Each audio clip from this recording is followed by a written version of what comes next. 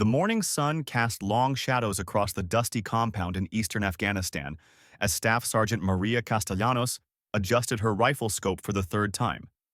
The distant mountains shimmered in the heat, creating mirages that danced across her field of view. She had been lying in the same position for nearly 6 hours, waiting for the intelligence team to confirm the targets. Behind her, Navy SEAL Commander Jake Morrison crouched next to his radio operator, his weathered face etched with concern. At 42, Morrison had seen more combat than most soldiers could imagine, but today's mission was different. Today, they weren't just taking out a single high-value target. Intelligence had confirmed that 3 of the most wanted enemy generals would be meeting in a compound nearly 2 kilometers away. Maria shifted slightly, feeling the familiar weight of her custom-built rifle. The weapon was a masterpiece of engineering, chambered in .338 Lapua Magnum and equipped with a Schmidt and Bender scope that could resolve targets at incredible distances. She had modified the trigger herself, adjusting it to her exact specifications. Every component had been chosen and tested over hundreds of hours of training. Commander Morrison approached her position, his boots silent on the rocky ground. Maria had earned her place on this elite team through years of dedication and skill that bordered on the supernatural. She was one of only 3 female snipers attached to special operations units, and her record spoke for itself. 237 confirmed kills, each one a testament to her deadly precision. The intelligence briefing had been clear but daunting. General Ahmed Rashid, General Hassan al-Mansouri, and General Farid Khalil were meeting to coordinate a massive offensive against coalition forces. These weren't ordinary field commanders. Rashid had orchestrated the bombing of 3 military convoys the previous month. Al-Mansouri was responsible for recruiting and training suicide bombers. Khalil controlled the supply lines that kept enemy forces equipped and fed. Taking out all 3 in a single operation would be a devastating blow to enemy operations. But the tactical challenges seemed insurmountable. The compound was heavily fortified, surrounded by guard towers and defensive positions. Direct assault would result in heavy casualties and likely allow the targets to escape through underground tunnels that intelligence had identified. Morrison studied the compound through his binoculars, calculating distances and angles. The meeting was scheduled to take place on a rooftop terrace, chosen specifically because it offered multiple escape routes and excellent visibility of approaching threats. The enemy commanders weren't taking any chances. Maria's voice was steady when she spoke. "Sir, I can make the shots." Morrison lowered his binoculars and looked at her with a mixture of respect and disbelief. The distance was extreme, even for someone of Maria's caliber. Environmental factors would make the shots nearly impossible. Wind speed was variable, shifting directions every few minutes. The temperature differential between their position and the target area would affect bullet trajectory. Most challenging of all, the targets would only be exposed for brief moments. "Castellanos, that's a hell of a long shot," Morrison said. "We're talking about 2,000 meters in variable conditions. Even if you could make one shot, taking out all 3 before they scatter would be impossible." Maria finished the sentence with a slight smile. "Sir, I've been studying this shot for 3 days. I know the wind patterns, the temperature gradients, and the timing of their security rotations. I can do this." The rest of the team had gathered around, listening to the conversation with intense focus. Sergeant First Class Tommy Rodriguez, the team's spotter, had worked with Maria on dozens of missions. He understood her capabilities better than anyone. Master Sergeant David Park, their demolitions expert, had seen Maria make shots that defied belief. Staff Sergeant Michael Chen, their communication specialist, had called in confirmations on kills that seemed impossible. Morrison was torn between tactical caution and the potential for mission success. Standard protocol would involve calling in air support or artillery strikes. But enemy air defenses were too strong, and the compounds were located in areas where civilian casualties were almost certain. A surgical strike was the only viable option. The intelligence update crackled through Chen's radio. "Falcon base to Overwatch team. Targets confirmed in compound. Meeting scheduled for 1400 hours. Window of opportunity estimated at 8 to 12 minutes. Morrison checked his watch. They had 45 minutes to finalize their plan. He looked at Maria, who was already making calculations in her range book. She was recording wind speed, atmospheric pressure, temperature readings, and humidity levels. Every variable that could affect bullet trajectory was being measured and analyzed. "What do you need from us?" Morrison asked. Maria's response was immediate and professional. "I need Rodriguez on the spotting scope. I need complete radio silence during the engagement. And I need everyone to trust that I can make this happen." Rodriguez moved into position next to Maria, adjusting his high-powered spotting scope. They had worked together so often that communication between them was almost telepathic. A slight hand gesture or whispered word was enough to convey complex tactical information. The team settled into their positions, each member focused on their specific responsibilities. Park and Chen established a defensive perimeter, watching for enemy patrols or unexpected threats. Morrison maintained communication with headquarters while monitoring the overall tactical situation. As the minutes ticked by, tension filled the air. Maria controlled her breathing, using meditation techniques she had learned during sniper training. Her heart rate slowed to an almost supernatural calm. Every sense was focused on the task ahead. She could feel the slight variations in wind speed, sense the thermal currents rising from the valley below, and calculate the precise moment when conditions would be optimal. Rodriguez whispered updates about activity in the compound. Guards were moving into position. Vehicles were arriving. The meeting was about to begin. At 13:55, Rodriguez spotted movement on the rooftop terrace. "Target 1 approaching from the south stairs," he whispered. "Target 2, visible near the eastern wall. Target 3, not yet confirmed." Maria adjusted her scope, making tiny corrections based on the current environmental readings. The first shot would be the most critical. Once she fired, the sound would alert everyone in the compound. The remaining targets would have only seconds to react before her follow-up shots. Through her scope, she could see General Rashid clearly. He was a tall man with a distinctive beard, wearing traditional robes that made him stand out against the concrete background. His body language suggested confidence and authority. He had no idea that death was watching him from 2 kilometers away. General al-Mansouri joined the meeting, approaching from a different staircase. He was shorter and stockier than Rashid, with a nervous habit of adjusting his headwear. Intelligence files indicated he was paranoid about assassination attempts, but ironically, his constant movement would make him an easier target to track. The third general, Khalil, emerged from what appeared to be an elevator shaft. He was the youngest of the 3, known for his tactical brilliance and ruthless efficiency. Taking him out would disrupt supply operations across 3 provinces. Maria felt the familiar sensation of time slowing down. This was the zone that every sniper sought, a state of perfect focus where external distractions faded away and only the target mattered. Her breathing became rhythmic and controlled. Her trigger finger found its position with practiced ease. Rodriguez provided final confirmation. All 3 targets confirmed. Range 2,037 meters. Wind from southwest at 8 knots. Gusting to 12. Temperature differential approximately 15 degrees. Humidity at 63%. Maria made her final calculations. The first shot would target Khalil, who was positioned furthest from cover. The second would take Rashid before he could reach the staircase. The third would catch al-Mansouri as he inevitably moved toward the nearest escape route. Commander Morrison watched through his own optics, still struggling to believe what Maria was attempting. In his years of combat experience, he had never seen anyone attempt multiple long-range precision shots under such challenging conditions. The margin for error was essentially 0. "Targets are stationary," Rodriguez whispered. "Wind conditions stable for the next 30 seconds." Maria's finger found the trigger. The familiar weight and resistance felt perfect. She had fired this rifle thousands of times in every conceivable condition. She knew exactly how it would respond. The first shot broke like glass. The bullet traveled through the thin mountain air, cutting through thermals and wind currents with deadly precision. 2.5 seconds after Maria squeezed the trigger, General Khalil dropped to the terrace floor, killed instantly by a shot that struck him center mass.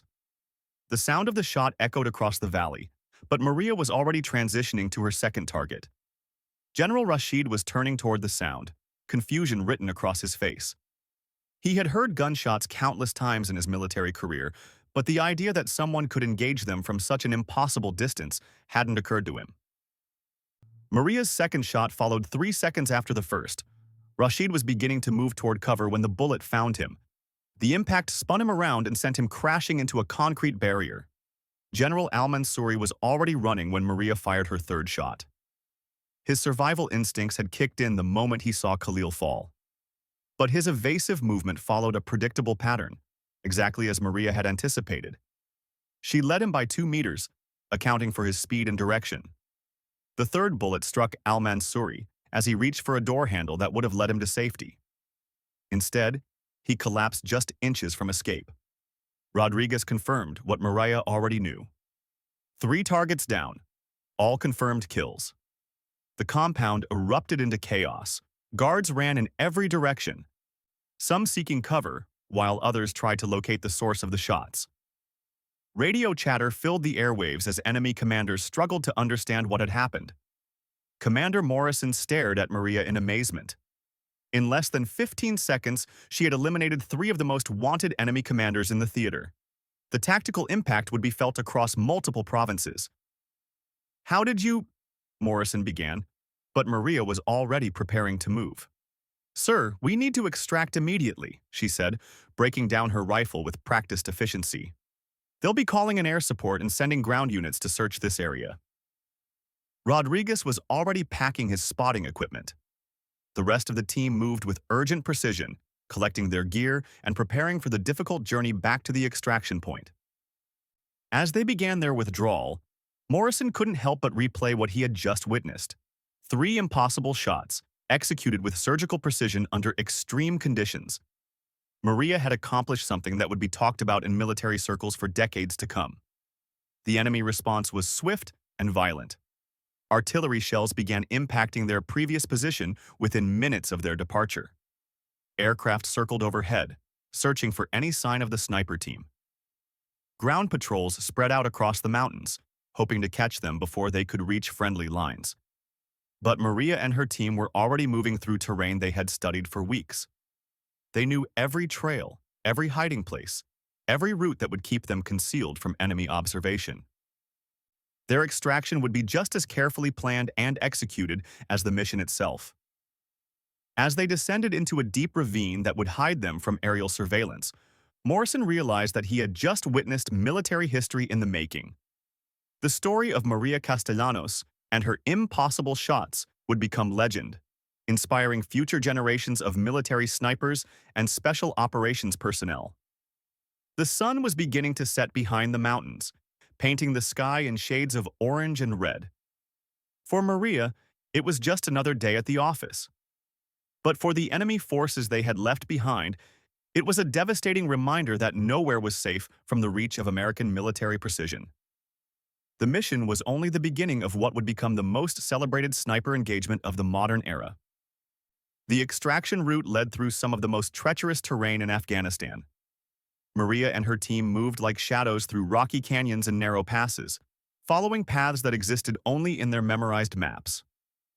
Behind them, the sounds of enemy search operations grew more intense with each passing hour. Commander Morrison monitored their progress while coordinating with headquarters. The elimination of 3 enemy generals had sent shockwaves through enemy command structures, but it had also triggered a massive manhunt. Every available asset was being deployed to find and eliminate the sniper team responsible for the devastating strike. Rodriguez stayed close to Maria, both of them listening for the distinctive sound of helicopters or ground vehicles. The enemy knew the general area where the shots had originated, and they were systematically searching every possible hiding place. Time was working against the American team. "Falcon Base, this is Overwatch 6, Morrison whispered into his radio. "Package delivered successfully. Moving to Extract Point Alpha. Estimate arrival in 6 hours." The response was immediate and concerning. "Overwatch 6, be advised that enemy air assets are conducting intensive search operations in your area. Extract Point Alpha may be compromised. Stand by for alternate instructions. Maria paused to check their current position against the mental map she had studied before the mission. They were still 12 kilometers from the original extraction point, moving through terrain that offered excellent concealment but limited mobility. If they needed to change their route, it would add hours to their journey. The team found temporary shelter in a cave system that Rodriguez had identified during their initial reconnaissance. The natural rock formations provided protection from aerial surveillance, while allowing them to monitor radio communications and plan their next move. Park established a defensive perimeter at the cave entrance, while Chen worked to establish secure communications with headquarters. Morrison gathered the team for a tactical assessment of their situation. Intelligence indicates that enemy forces know approximately where we are, Morrison said. They're bringing in additional units from 3 different bases. We have maybe 4 hours before they saturate this entire area. Maria cleaned her rifle while listening to the briefing. The weapon had performed flawlessly during the engagement, but she maintained it with the obsessive attention to detail that had made her legendary among special operations snipers. Every component was inspected, cleaned, and verified. "Sir, what about the alternate extraction points?" Rodriguez asked. Morrison spread out a detailed topographic map. Extract Point Bravo is 18 kilometers northeast. It's further, but the route offers better concealment. Extract Point Charlie is closer, but we'd have to cross 2 main roads in an open valley. Maria studied the map carefully, calculating distances and travel times. Her input would be crucial in determining their best option for survival and successful extraction. "The northeast route takes us through the Coast Valley," she observed. "That area has been quiet for the past week, but it's also where enemy forces would expect us to go. The Charlie route is riskier, but they might not anticipate us moving directly toward their main base. The decision would determine whether they lived or died." Morrison weighed the tactical factors while monitoring radio traffic from enemy units. Every few minutes, new reports came in about search teams being deployed to different areas. Chen intercepted enemy communications that provided crucial intelligence about their pursuers. "Sir, they've got at least 2 companies of infantry conducting grid searches, plus helicopter support and what sounds like armor moving up from the main highway." The noose was tightening. Maria and her team were facing overwhelming odds, but they had advantages that their enemies couldn't match. They knew this terrain intimately. They were experts in evasion and concealment. And they had the motivation that came from knowing that capture meant torture and execution. Morrison made the decision. "We're taking the Charlie route. It's risky, but our best chance is to do what they don't expect." The team began immediate preparations for movement. Excess equipment was cached in the cave, hidden in case they needed to return for resupply. Each team member carried only essential gear, prioritizing ammunition, communications equipment, and survival supplies. As they prepared to leave the cave, Maria took a moment to review the intelligence files on their targets. The 3 generals she had eliminated were responsible for coordinating attacks that had killed hundreds of coalition soldiers and thousands of civilians. Their deaths would save countless lives and disrupt enemy operations across multiple provinces. But the personal cost was becoming apparent. Enemy forces were conducting their search operations with unprecedented intensity. Intelligence reports suggested that senior enemy commanders were personally directing the manhunt. The successful elimination of 3 generals had created a desire for revenge that went beyond normal military operations. The team moved out at sunset, using the fading light to cross the most dangerous portions of their route. Maria led the way, her natural ability to read terrain and anticipate threats keeping them clear of enemy patrols. Her movements were fluid and silent, the result of years of training in environments just like this. They reached the first major obstacle after 2 hours of movement. A main road stretched across their path, carrying regular traffic, including military convoys. Crossing would require precise timing and perfect execution. A single mistake would expose them to enemy forces that were actively hunting them. Rodriguez moved forward to conduct reconnaissance, using night vision equipment to identify guard positions and patrol patterns. The road was more heavily defended than their intelligence had indicated. Guard towers flanked the crossing point, and roving patrols moved along the road at irregular intervals. 2 guard towers with searchlights, Rodriguez reported. Estimate 4 personnel in each tower. Patrols passing approximately every 20 minutes. Next patrol window in 12 minutes. Maria studied the crossing point through her scope. The distance between guard towers was nearly 400 meters, and the road itself was exposed for its entire width. Once they began crossing, they would be committed to completing the movement regardless of what threats appeared. Morrison considered their options. They could wait for better conditions, but every hour of delay increased the likelihood of discovery. They could attempt to eliminate the guards, but gunfire would alert other enemy units in the area. Their best option was to cross during the patrol window and hope that luck favored them. We go in 8 minutes, Morrison decided. Single file, 10-meter intervals. If anyone gets compromised, the rest of the team continues to the extraction point. The next few minutes passed with excruciating slowness. Each team member performed final equipment checks and reviewed their individual responsibilities. Maria felt the familiar pre-combat calm settling over her. The mental state that had carried her through dozens of dangerous situations. At exactly the right moment, Morrison signaled the beginning of their crossing. Maria moved first, sprinting across the open road with the fluid grace that marked her as an elite soldier. She reached the far side and immediately established an overwatch position, ready to provide covering fire if the rest of the team was discovered. Rodriguez followed, then Park, then Chen. Morrison brought up the rear, constantly monitoring for threats from their flanks and rear. The crossing took less than 2 minutes, but it felt like hours to everyone involved. They were barely concealed on the far side when the next patrol appeared. Enemy soldiers moved along the road with weapons ready, clearly alert for any signs of the American team. Searchlights swept the surrounding terrain methodically, probing every shadow and potential hiding place. Maria watched through her scope as one of the enemy soldiers stopped directly across from their position. He appeared to be listening for something, his head tilted and his weapon held at the ready. For 30 seconds, that felt like an eternity. Discovery seemed inevitable.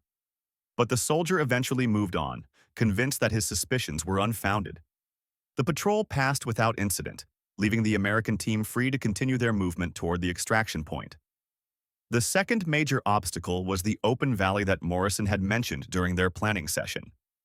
Nearly 2 kilometers of flat, exposed terrain stretched between their current position and the relative safety of the hills beyond. Crossing during daylight would be suicide. Crossing at night would be nearly as dangerous if enemy forces were using thermal imaging equipment. Chen monitored enemy radio traffic while the team planned their approach. The intelligence was concerning but not surprising. Enemy forces were indeed using thermal imaging and night vision equipment in their search operations. Aircraft equipped with sophisticated sensors were circling the area, scanning for any signs of human activity. "We need a distraction," Maria suggested, "something that draws their attention away from our actual crossing point." Park immediately understood her thinking. "I've got enough explosives to create a significant diversion about 5 kilometers north. If I can time it right, all their assets will move toward the explosion." Morrison evaluated the proposal. It was dangerous because it would require Park to separate from the team and move through enemy-controlled territory. But it might be their only realistic option for crossing the valley undetected. "How long do you need to get in position?" Morrison asked. 2 hours to reach the target area, 30 minutes to set the charges, then whatever time you need for the crossing." The plan was approved with the understanding that Park would rejoin them at the extraction point if possible. If not, he would establish his own escape and evasion plan and attempt to reach friendly lines independently. Park disappeared into the darkness, carrying carefully selected explosives and timing devices. His target was an abandoned enemy outpost that would provide spectacular pyrotechnics without causing civilian casualties. The explosion would simulate a major attack, forcing enemy commanders to redirect their search assets. While waiting for Park's diversion, Maria and the remaining team members studied the valley through night vision equipment. They identified the optimal crossing route and established rally points in case they became separated during the movement. The explosion, when it came, was even more dramatic than they had hoped. A series of secondary blasts suggested that Park had found stored ammunition or fuel supplies. The night sky lit up with orange fire, and the sound echoed across the mountains for miles. Immediately, enemy radio traffic intensified. Aircraft moved toward the explosion site, and ground units received orders to investigate the apparent attack. For a brief window of time, the valley crossing became possible. Maria led the team across the open ground at a pace that balanced speed with concealment. They moved in a loose formation that would allow them to support each other if they encountered resistance while preventing a single enemy action from eliminating the entire team. Halfway across the valley, Chen detected radio transmissions indicating that enemy forces had discovered the true nature of Park's diversion. Commands were being issued to resume the search for the sniper team, but the confusion and misdirection had bought them the time they needed.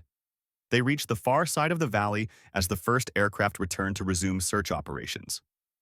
The timing had been perfect, but they were still hours away from the extraction point, and dawn was approaching rapidly. The final phase of their journey would test every skill they had developed during years of special operations training. Enemy forces were closing in from multiple directions. Aircraft were conducting systematic searches, and they were running low on water and ammunition. But Maria felt confident in their chances. They had successfully completed the most difficult portions of their escape route, and the extraction point was within reach. Her impossible shots had accomplished their mission, and now it was time to get her team home safely. Dawn was breaking across the Hindu Kush Mountains as Maria and her team approached the final ridge before the extraction point. The past 12 hours had pushed them to their physical and mental limits, but they were tantalizingly close to safety. Behind them, the sounds of enemy search operations continued, but the intensity was decreasing as confusion and fatigue began to affect their pursuers. Commander Morrison checked his GPS coordinates one final time. They were less than 3 kilometers from Extract Point Charlie, a small landing zone carved into a hillside that offered excellent defensive positions. The extraction helicopter would arrive in exactly 90 minutes, assuming the mission timeline hadn't been compromised. Maria paused to rest against a large boulder, her rifle cradled carefully in her arms. The weapon that had made her legendary was showing signs of the difficult journey. Dust and grit had accumulated in the action, and the scope had taken several hard impacts during their movement through rocky terrain. But she knew it would still function flawlessly if needed. Chen established communications with headquarters while Rodriguez conducted reconnaissance of their final approach route. The intelligence update was both encouraging and concerning. Enemy search operations were winding down in their immediate area, but significant forces remained positioned between them and the extraction point. Falcon Base reports that enemy units have established checkpoints on both primary approach routes to the LZ, Chen whispered. They suspect we're heading for one of the extraction points, but they're not sure which one. Morrison studied their remaining options. They could attempt a direct approach and fight their way through enemy positions. They could wait for better conditions, but delayed extraction would put additional aircraft and crew at risk. Or they could attempt to reach the landing zone, using a route that intelligence hadn't identified, but which would require crossing extremely difficult terrain. Maria voiced the option that everyone was considering. Sir, there's a ridge route that runs parallel to the main valley. It's not on any of their maps because it requires technical climbing, but it would put us directly above the LZ. The route she described would be dangerous even under ideal conditions. Exhausted soldiers carrying full equipment loads would be attempting moves that challenged experienced mountain climbers. A single mistake could result in a fatal fall, and they had no margin for error. But as Morrison evaluated their alternatives, the ridge route began to seem like their best option. Enemy forces would never expect them to attempt such a difficult approach, and success would position them perfectly for extraction. How long for the climb? Morrison asked. Rodriguez, who had mountaineering experience from training in Colorado, estimated their capabilities. Under these conditions, with our equipment load, probably 2 hours minimum. That gives us maybe 30 minutes before the extraction window opens. The timeline was tight but manageable. Morrison made the decision that would determine whether they lived or died. We take the ridge route. Rodriguez leads the climb, Maria follows, then Chen, then me. Emergency procedures if anyone falls.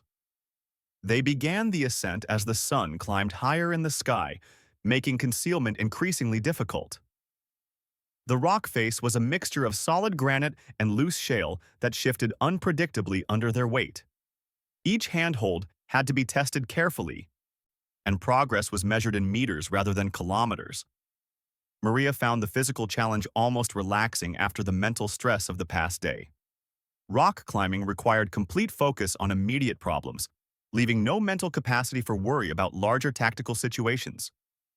Her hands found holds instinctively, and her balance adjusted automatically to the shifting demands of the vertical environment. Halfway up the ridge, Rodriguez stopped to rest and reassess their route. The climbing was more difficult than he had anticipated, and they were moving slower than planned. But the alternative routes remained even less attractive, and they were committed to completing the ascent. "Sir, we've got movement in the valley below," Chen reported, studying the terrain through compact binoculars. "Looks like another search team, maybe 20 personnel with vehicles." Morrison observed the enemy unit while calculating their remaining time until extraction. The search team was moving methodically through the valley, checking every possible hiding place. They would eventually reach the base of the ridge, but hopefully long after the American team had completed their climb. The final portion of the ascent required technical climbing skills that tested everyone's abilities. Rodriguez established anchor points and set up belay systems to protect against falls. Each team member climbed individually while the others provided security and support. Maria reached the top of the ridge with 20 minutes to spare before the extraction window opened. The landing zone was visible below them, a small flat area surrounded by defensive positions that would allow them to control the approach routes during the brief time required for helicopter operations. But as they prepared to descend toward the LZ, Morrison received an emergency radio transmission that changed everything. "Overwatch 6, this is Falcon Base. Extract Bird is taking heavy ground fire from unknown positions. Multiple aircraft hit. Extraction delayed indefinitely." The news was devastating. Without helicopter extraction, they would have to walk out through hundreds of kilometers of enemy-controlled territory. Their ammunition was nearly exhausted, their water supplies were running low, and enemy forces knew they were somewhere in the area.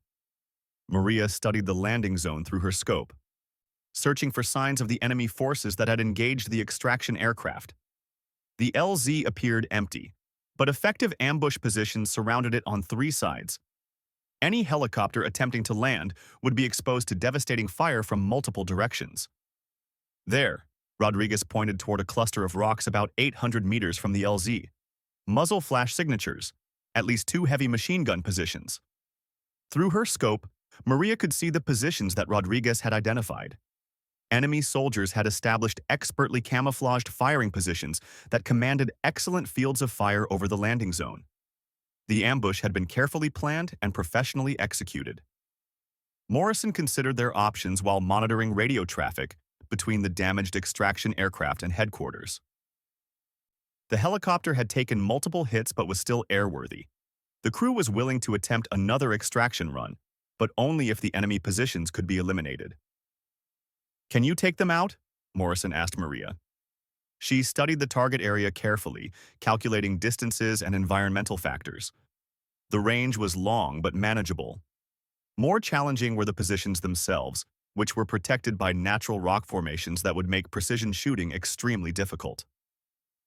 "I can see 3 definite positions," Maria replied, "maybe a 4th behind that large boulder. Range is approximately 750 meters. I'll need to move to get clear shots on all of them." Rodriguez was already identifying potential firing positions that would give Maria the angles she needed. The tactical problem was complex because eliminating the enemy positions would expose her team to return fire from other threats that might be hidden in the area. Morrison made the decision that would determine the outcome of their mission. "Do it. Take whatever shots you can get. We'll provide covering fire and security." Maria began moving toward a position that offered clear lines of sight to the enemy ambush sites. Her rifle felt heavier than usual after the long night of movement and climbing, but her hands remained steady as she prepared for another engagement that would test her legendary skills.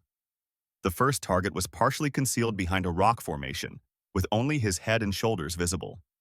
Maria adjusted her scope for the range and environmental conditions, then controlled her breathing as she had done thousands of times in training and combat. The shot was perfect. The enemy machine gunner collapsed behind his weapon, eliminated by a single bullet that found its target despite the difficult angle and partial concealment. Immediately, the other enemy positions began firing in Maria's direction. Bullets struck the rocks around her position, sending fragments flying through the air. But she was already transitioning to her second target, ignoring the incoming fire with the calm focus that marked elite snipers.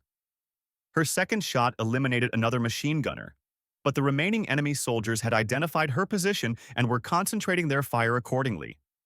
Rodriguez and Morrison began engaging the enemy positions with their own weapons, trying to suppress the incoming fire and give Maria the time she needed. The third shot was the most difficult. The enemy soldier was behind substantial cover, and only brief portions of his body were visible as he moved between firing positions. Maria had to predict his movement pattern and time her shot perfectly. When the opportunity came, she took it without hesitation. The bullet struck the enemy soldier's center mass as he moved between rocks, dropping him instantly and silencing his position. But the fourth enemy position remained active, and more concerning, Maria could see additional movement in areas that suggested reinforcements were arriving. The ambush had been larger than they initially realized. "Falcon Base, this is Overwatch 6, Morrison transmitted. "LZ is partially cleared but still hot. How copy?" The response was immediate and welcome. "Overwatch 6, extract bird inbound your position. ETA 3 minutes. Suppress remaining threats and mark LZ." Chen immediately began setting up infrared strobes to mark the landing zone while Maria continued engaging targets. Her ammunition supply was nearly exhausted, but she had enough rounds remaining for the critical shots that would ensure their extraction. The sound of approaching helicopters filled the air, bringing both hope and increased urgency. Enemy forces in the area would be drawn to the sound, knowing that this was their last opportunity to prevent the American team from escaping. Maria's final shots eliminated the last identified enemy positions, just as the extraction helicopter appeared over the ridge. The aircraft was clearly damaged, with bullet holes visible in the fuselage and smoke trailing from one engine. But the crew was determined to complete the mission. The helicopter settled into the landing zone under covering fire from Maria and her team. Enemy forces were responding to the extraction attempt, but they were too late to prevent the Americans from reaching safety. Rodriguez and Chen reached the helicopter first, followed immediately by Morrison. Maria provided covering fire until the last possible moment, then sprinted toward the aircraft as enemy bullets kicked up dust around her feet. She dove through the helicopter door as the aircraft lifted off, still clutching the rifle that had made military history. Behind them, enemy forces continued firing uselessly at the departing helicopter, frustrated by their failure to prevent the escape. As they gained altitude and headed toward friendly territory, Maria finally allowed herself to relax. The mission had been completed successfully despite overwhelming odds and incredible challenges. 3 enemy generals were dead, and her team was safely extracted. Commander Morrison looked at Maria with admiration and respect that bordered on awe. "Castellanos, what you accomplished back there?" he began, then shook his head in amazement. "Those shots will be studied in military academies for decades." Maria simply nodded, already thinking about equipment maintenance and debriefing procedures. For her, it had been another day at the office, another demonstration of the deadly precision that made her one of the most feared snipers in military history. But as news of the mission spread through military channels, the legend of Staff Sergeant Maria Castellanos grew larger than life. The SEAL commander who had said, "No one can make that shot," would spend years telling the story of how she proved him wrong in the most spectacular way possible. The 3 enemy generals she eliminated in a single engagement would never coordinate another attack against coalition forces. The ambush positions she destroyed during extraction had saved the lives of the helicopter crew and her entire team. And the impossible shots she made would inspire a new generation of military snipers to push the boundaries of what was considered achievable. Maria Castellanos had carved her name into military history with bullets fired from nearly impossible distances under the most challenging conditions imaginable. Her legend would endure long after the last shots of the war had been fired.